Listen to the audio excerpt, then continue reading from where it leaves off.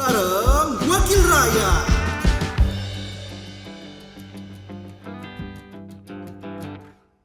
Selamat pagi. Pak Asep dari Komisi 1. Iya. Apa kabar? Baik, alhamdulillah. Lagi sibuk di bulan-bulan mau akhir tahun 2022 ini. Iya. Di DPRD lagi sibuk apa? Ya, sekarang lagi sibuk pembahasan anggaran pendapatan belanja Wah, mulai ngomongin anggaran nih. Ini paling seru. Karena kita sebenarnya udah ngobrol-ngobrol dengan banyak sekali anggota dewan sebelumnya yang udah datang juga di bincang parlemen, ngebahas infrastruktur, ngebahas apapun, ujung-ujungnya itu pasti anggaran. Anggaran 2023. Optimismenya kayak gimana sih? Ya, setelah kita mengalami pandemi kan 2 tahun terakhir, benar. dan alhamdulillah hari ini kan sudah menunjukkan peningkatan. Gitu. Jadi alhamdulillah terakhir kemarin kita pembahasan ada optimisme ke depan. Gitu. Seperti apa optimismenya? Pertama dari tingkat pendapatan kan ada optimis kenaikan sekitar 9,75%. Lumayan ya.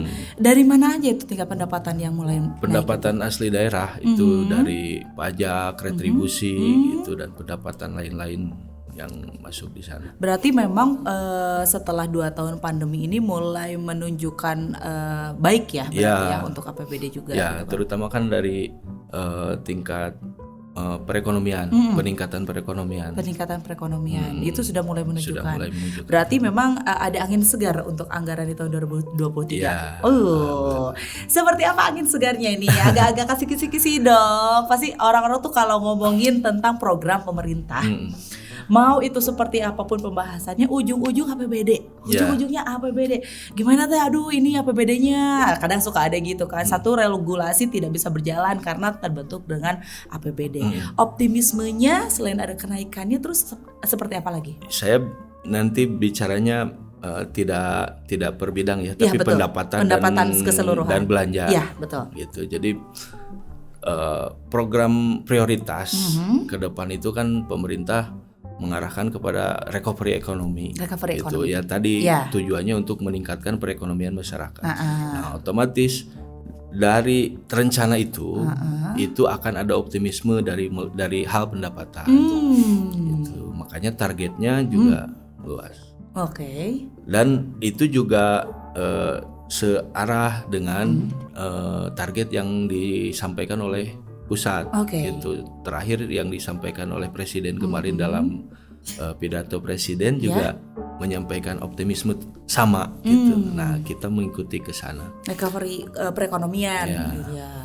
Dan yang pastinya seperti apa sejauh ini optimismenya untuk APBD di 2023? Tadi dalam hal pendapatan asli daerah gitu, kita Kabupaten Tasikmalaya menargetkan peningkatan sekitar 9% lebih gitu.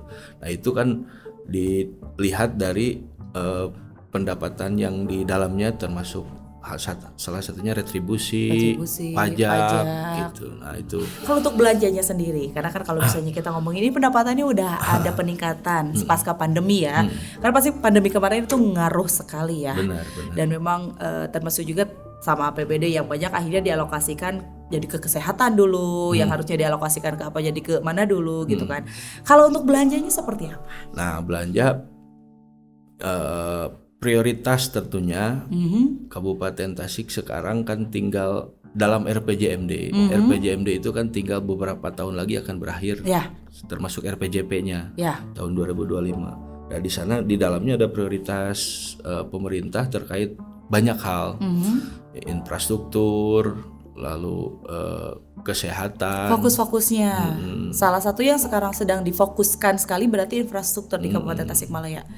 Memang sudah mulai agak kelihatan sih ya dengan adanya alun-alun yang sudah mulai diperbaharui, itu memang menjadi salah satu fokus utama kah? Iya, fokus utama. Sektor lainnya bagaimana? Sektor lainnya salah satunya kesehatan. Ya, kita tahu kan bahwa pemerintah berkewajiban untuk menjamin kesehatan masyarakat. Nah, hari ini ada 2 hal kemarin yang dibahas terkait dengan anggaran untuk jam kesda, kesehatan jaminan kesehatan untuk masyarakat. Oke, dan yang pastinya banyak sekali kalau kita ngomongin soal APBD karena semua sektor ya, semua sektor, dan yang lagi diprioritaskan salah satunya itu adalah infrastruktur. Pengembangannya untuk APBD 2023 tentang infrastruktur itu seperti apa? Sekarang infrastruktur itu diarahkan kepada yang berpotensi ekonomi seperti tempat-tempat pariwisata, infrastrukturnya diperbaiki gitu supaya tadi mendukung itu perekonomian. Yang kedua juga terkait dengan yang berhubungan dengan provinsi dan pusat seperti pengembangan Jabar Selatan. Oh iya. Gitu. Nah, itu pengembangan juga Jabar Selatan ya. Itu sekarang juga menjadi satu agenda yang difokuskan berarti ya, pengembangan infrastruktur. Terus ada lagi terkait dengan kawasan industri persiapan kawasan industri di Tasik Utara. Gitu. Jadi ada pemerataan. Termasuk tadi infrastruktur terkait dengan fasilitas kesehatan. Fasilitas kesehatan seperti apa? Itu seperti rencana kan ada pembangunan rumah sakit di 2 daerah nih, di Karangnunggal dan di Ciawi, yang sekarang tahapannya pemerintah baru akan membebaskan lahan. Dan setelah dibebaskan nih, ke depan kalau memang anggaran di pemerintah tidak memenuhi untuk membangun, itu bisa dikerjasamakan dengan pihak ketiga setelah ada lahannya. Dan memang sekarang sedang mau diproses ke pemerintah. Nah itu fokus pemerintah hari ini. Dan memang kalau misalnya kita ngomongin tentang APBD ini, sektor-sektor lain itu pasti akan sangat juga ingin mendapatkan perhatian lebih sih sebenarnya ya. Termasuk juga sumber daya alam, sumber daya energi seperti dapat fokus tersendiri. Sebenarnya kesananya kita fokus untuk pemberdayaannya dulu. Seperti apa? Pemberdayaan masyarakat, gitu, seperti peningkatan produksi di bidang pertanian, gitu, lalu peternakan segala macam, dan juga sumber daya alam yang kita punya di sini, seperti kita punya gas alam di sana di Karaha. Ada gas alam, di Karaha, betul. Terus yang lainnya digali terus untuk supaya tadi kita menjaga optimisme Kabupaten Tasikmalaya. Agak sedikit ingin tahu soal pengelolaan sumber daya itu. Sumber daya itu kan memang boleh dibilang itu milik masyarakat, milik pemerintah juga. Tapi banyak juga dikelola oleh swasta. Pemerintah menyikapinya seperti apa? Ya seharusnya memang seperti itu. Bersinergi gitu. Kalau untuk skala industri gitu, itu seharusnya dikelola oleh pihak ketiga, tapi pemerintah juga punya peran di sana, gitu. Peran pemerintah seperti apa? Peran pemerintah ya tadi selain menyediakan infrastruktur yang baik, tapi juga kalau bisa pemerintah juga bisa menghasilkan PAD dari sana, gitu. Jadi bisa jadi ikut dalam kepemilikan saham di sana. Itu. Apakah sudah ada sejauh ini terkait kolaborasi seperti itu? Ya, yang selama ini berjalan sih kalau untuk sumber daya alam belum maksimal ya. Cuman yang lain seperti pengelolaan sumber daya air di PDAM itu kan masih milik pemerintah. Betul. Gitu. Jadi itu sudah berarti bersinergi ya dengan pihak-pihak lain. BUMD lain, termasuk nanti pariwisata juga diusahakan dibentuk BUMD masing-masing. Pariwisata, terus pertanian juga nanti didorong untuk pemerintah membuat BUMD tersendiri untuk mengelola itu supaya maksimal gitu. Dan kalau misalnya kita ngomongin soal APBD yang 2023 gitu kan, yang tadi difokuskan adalah tentang infrastruktur dan juga kesehatan salah satunya. Siasatnya atau langkah-langkah setelah misalnya pengembangan Tasik Utara untuk infrastruktur, pengembangan juga Tasik Selatan berarti ya. Nah, untuk kadang orang suka pengen tahu anggaran-anggaran ini tuh besarnya gitu kan. Kalau kita ngomongin bukan besar dalam arti nominal ya, besarnya tuh alokasi per sektor-sektornya tuh seperti apa sih? Kalau besarannya paling kita melihatnya dari presentasi aja. Presentasi kan dalam APBD itu ada 2 hal. Ada belanja langsung dan belanja tidak langsung. Belanja langsung seperti apa? Belanja tidak langsung itu seperti yang untuk pemberian honorarium untuk pegawai gitu. dan belanja langsungnya untuk tadi prioritas gitu, infrastruktur, kesehatan dan segala macam. Nah sekarang optimismenya dalam hal presentasi sudah ada peningkatan. Gitu dari kalau dulu Kabupaten Tasikmalaya masih perbandingannya 70% 30%. 70%-nya untuk gaji, 30%-nya untuk tadi program. Makanya berat untuk pembangunan. Nah, betul. Sekarang alhamdulillah sudah ada peningkatan itu. Kenapa itu bisa terjadi sampai waktu 60-40. Oh, 60-40. Kalau berarti masih tetap belum minimal 50-50 belum berarti ya, tapi sangat jarang di kita. Oh iya, tapi kenapa bisa seperti itu? Ya kan. Apa penyebabnya? Penyebabnya pertama jumlah pegawai, jumlah aparatur sipil negara di Kabupaten Tasikmalaya yang tercatat aja sekarang sekitar 14.000 lebih. Wow. Gitu lah. Itu juga jadi beban negara saat ini. Betul.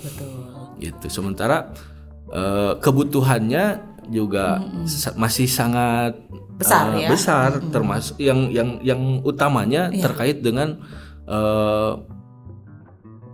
tenaga pendidik, pengajar seperti guru. Nah itu kekurangan di beberapa daerah. Karena memang kalau kita ngomongin Kabupaten Tasikmalaya luas sekali ya, luas sekali jangkauannya, dan ternyata memang jumlah 14.000 itu tuh belum menutupi berarti kebutuhan.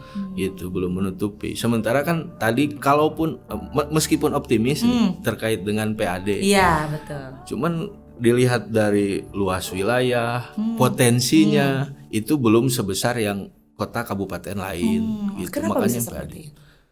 Nah itu yang harus jadi fokus hari ini, kan pengembangannya juga belum contoh yang terdekat aja saya perbandingan dengan Garut gitu. Dalam hal pariwisata gitu. Pariwisata Garut dan pariwisata Tasik sudah jauh gitu. Nah, padahal potensinya bagus Tasik. Padahal potensinya bagus, seperti kita juga punya gitu. Betul. Tapi kan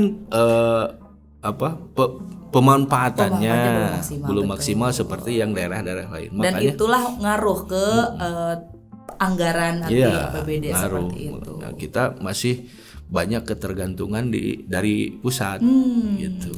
Sejauh ini berarti kan kalau tadi persentasinya kurang lebih sekarang udah mulai 60-40 lah ya, seperti itu.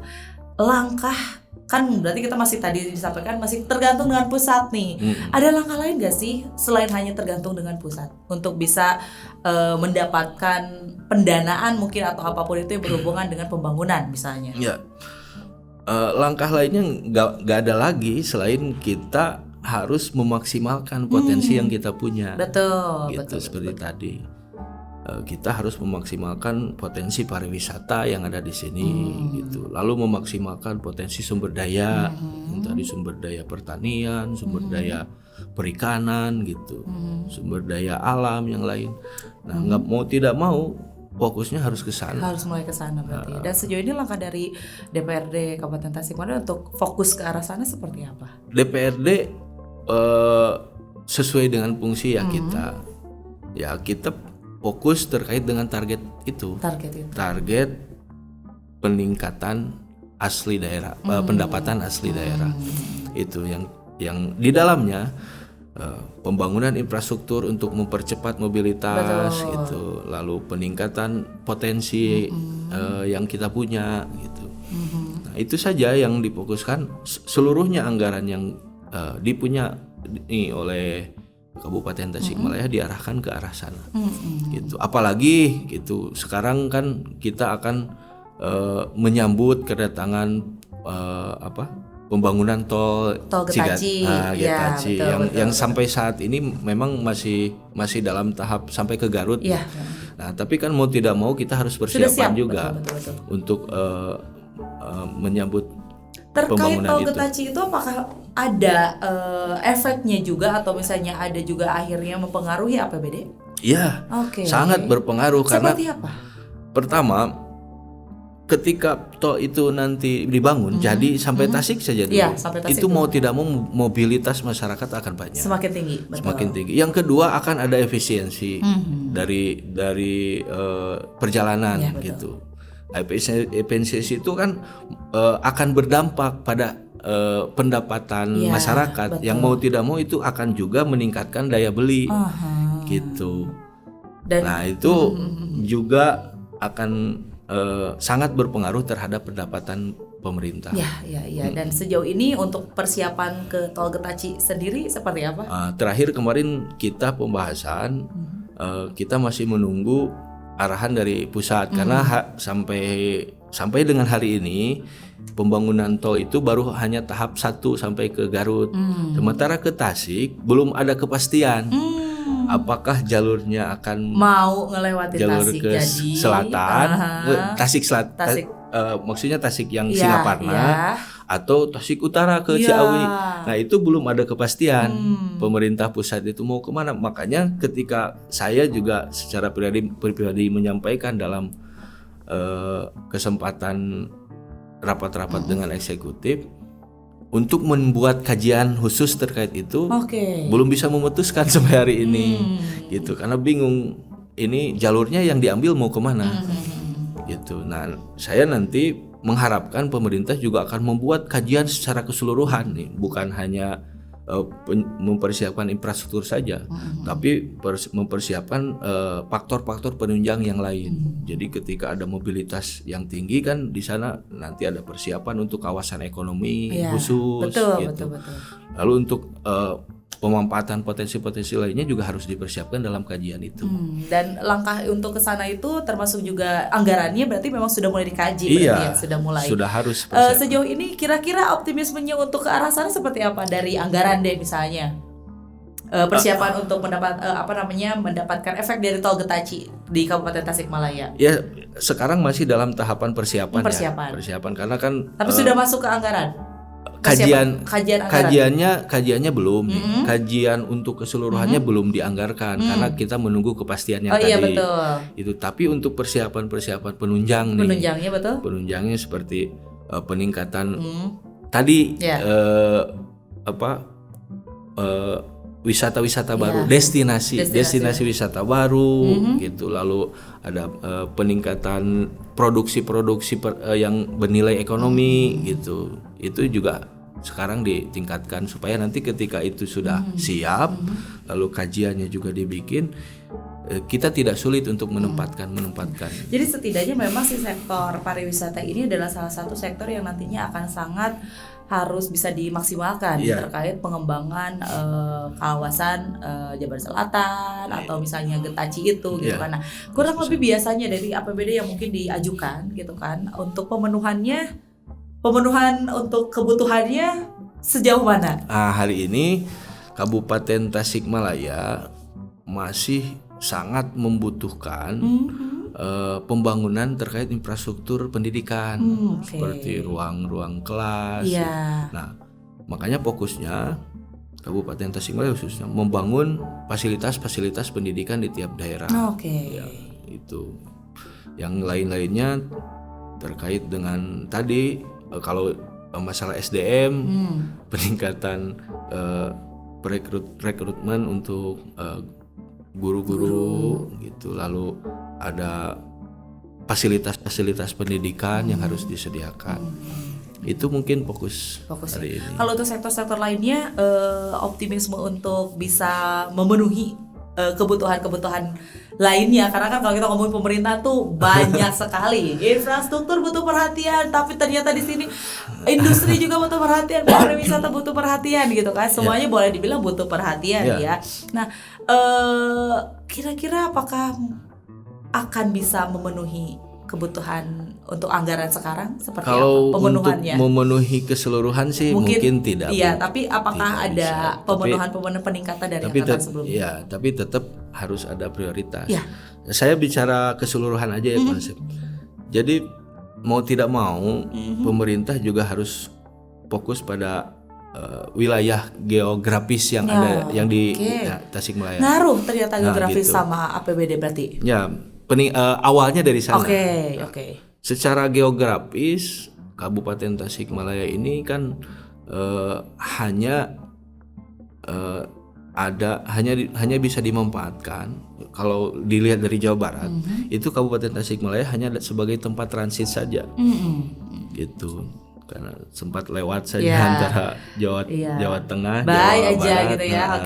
Nah, makanya ketika posisi geografisnya berada di wilayah seperti ini, mau tidak mau yang harus dimaksimalkan itu adalah tadi nggak ada lagi pariwisata gitu, lalu paling akan berdampak lebih terkait dengan pembangunan pendidikan gitu, kawasan-kawasan pendidikan gitu, supaya nanti ada banyak orang yang masuk ke Kabupaten Tasikmalaya.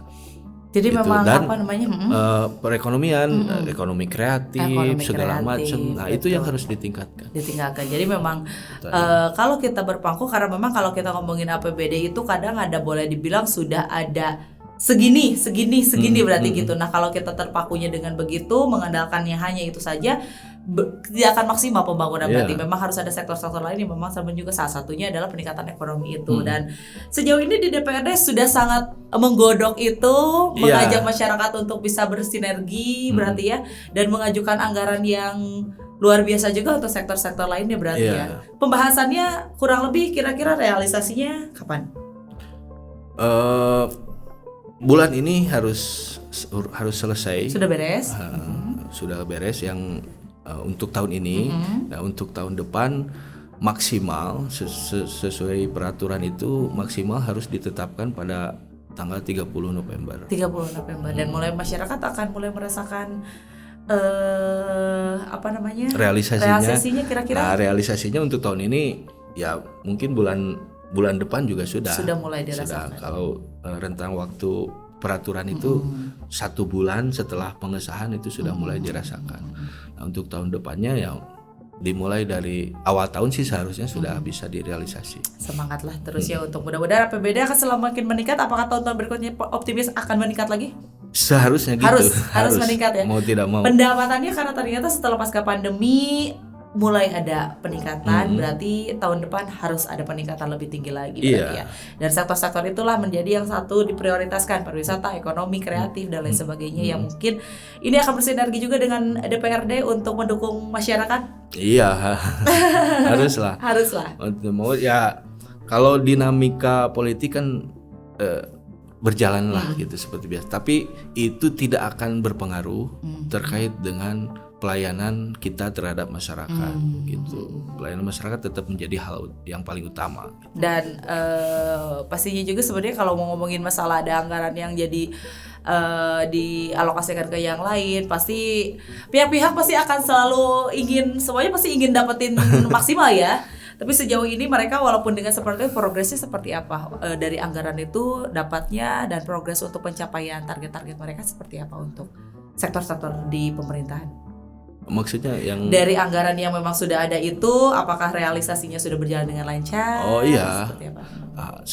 Alhamdulillah sampai hari ini sudah berjalan baik lah. Kalau kemarin-kemarin pemerintah mengalami banyak hambatan, memang karena apa? Banyak regulasi, perubahan regulasi dari pusat yang mau tidak mau itu menghambat terkait dengan realisasi. Gitu. Apalagi terakhir saja kemarin pemerintah pusat mengeluarkan kebijakan terkait dengan pemerintah daerah harus menyediakan dana untuk inflasi daerah sebesar 2%. Oke, ya benar. Gitu. Karena memang kita masih ada inflasinya masih lumayan tinggi ya pasca pandemi ini ya. Jadi mau tidak mau kan ketika regulasi itu datang di tengah-tengah tahun, itu akan berdampak pada realisasi. Langsung perubahan anggaran pun akan realisasi berubah. Yang harusnya salah satu program itu direalisasi pada akhirnya ditunda untuk memenuhi tadi. Kita harus memenuhi inflasi daerah, pemenuhan inflasi. Berarti boleh dibilang tantangan-tantangan yang hadir di tengah-tengah. Jadi memang tidak akan semuanya berjalan begitu saja. Nanti pun ketika 2023 pun ada perubahan-perubahan yang disesuaikan, itu mungkin kita tidak tahu berarti ya. Makanya kami mendorong untuk ke depan gitu, hal-hal tersebut tidak terjadi dan harus terencana dengan baik dari mulai hari ini gitu. Jadi realisasi untuk peningkatan pelayanan terhadap masyarakat tidak terganggu gitu. Dan harapan untuk APBD di tahun 2023 khususnya dari Pak Asep selaku dari anggota DPRD seperti apa harapannya? Saya harapannya yang pertama tidak ada lagi kejadian-kejadian yang seperti kemarin, keterlambatan realisasi segala macam. Lalu apa yang sudah direncanakan juga sesuai dengan apa yang dilaksanakan besok, direalisasikan sesuai dengan apa yang sudah direncanakan hari ini gitu. Jadi tidak ada perubahan-perubahan lain yang mengganggu. Banyak kayak perubahan-perubahan lainnya. Waktu pandemi saja yang membuat dari mulai pandemi sampai setelah pandemi kan ada penyesuaian. Jadi banyak gangguan. Dan mudah-mudahan ke depan pandeminya juga sudah mulai nggak ada sekarang. Jadi besok mudah-mudahan tidak ada lagi. Karena kalau sebelum pandemi berarti semuanya hampir boleh dibilang berjalan dengan sesuai harapan berarti ya dari itu. Selain itu. Jadi kenapa saya berharap seperti itu, Mbak? Jadi kalau realisasi itu tidak terganggu, percepatan itu akan berdampak pada mobilitas masyarakat. Jadi masyarakat yang tadinya nganggur gitu akan ada pekerjaan yang bisa dilaksanakan gitu. Nah, jadi setelah itu akan berdampak juga pada daya beli. Daya beli masyarakat akan mempunyai penghasilan yang nantinya akan memutarkan perekonomian yang baik ke depan. Setelah infrastruktur dibangun juga itu akan melancarkan urusan-urusan masyarakat gitu. Dan yang lainnya terkait dengan kesehatan tadi, pelayanan kesehatan kepada masyarakat juga akan meningkat karena walaupun kemarin pemerintah punya beban untuk menutupi kesehatan tersebut, betul. Tapi ke depan itu juga sudah diantisipasi dengan baik. Jadi pelayanan tersebut tidak akan terganggu pemerintah. Semangat terus untuk bisa memperbarui APBD yang tentunya ini sekarang masih digojok berarti ya, untuk masih dibahas. Masih akan banyak perubahan dalam rencana karena sekarang kan sedang berdinamika kita di DPRD dengan pemerintah. Dan semoga semakin besar juga pendapatan dan bisa menekan angka pengeluaran berarti ya seperti itu. Karena memang mudah-mudahan juga sektor-sektor lainnya juga bisa mendapatkan anggaran yang juga diharapkan. Semangat terus, Bapak terima kasih sudah hadir di Bincang Parlemen. Semangat terus untuk APBD-nya yang semoga memang bisa sesuai dengan harapan dan sesuai dengan kita semua. Sehat-sehat terus dan kita tunggu realisasi dari anggarannya seperti apa. Terima kasih. Terima kasih. Diminum dulu, mangga. Oh iya.